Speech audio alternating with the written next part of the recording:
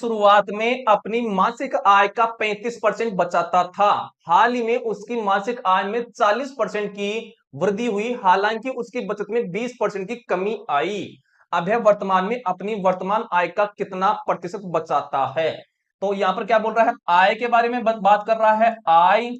इसके अलावा बचत के बारे में बात कर रहा है, बचत। और इसके अलावा आपकी क्या है? व्यय है, यानी खर्च के बारे में बात कर रहा। मैं मान लेता हूं उसकी आय 100 रुपए है, ठीक है। अब बचत कितना कर रहा है? 35%। 100 का 35% निकालेंगे तो 35% बचाया उसने। तो बचत कितनी आ गई है? तो सॉरी, व्यय कितना हो गया? तो 100 में से 35 निकाल दो तो कितना हो गया है?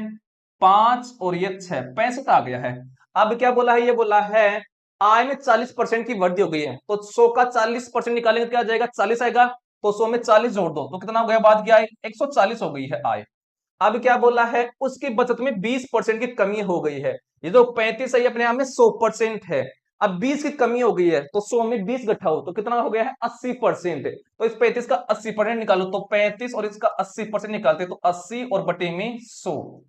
एक जीरो से एक जीरो, दो के पहाड़ी से 4 बार, दो के पहाड़ी से 5 बार, 5 के पहाड़ी से 7 बार और 7 चौक 28। मतलब उसकी बचत अब आ गई है 28 रुपए।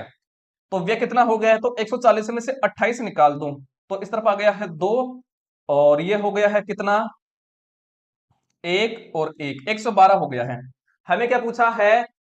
अब यह वर्तमान में अपनी आय का कितना प्रतिशत बचाता है? तो वर्तमान में कितना बचा रहा है? 28 रुपए।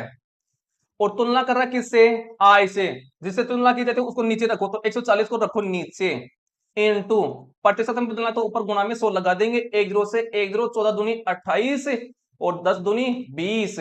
20% वो वर्तमान में बचा रहा है, जो कि ऑप्शन नंबर 4 हमारा हो गया है।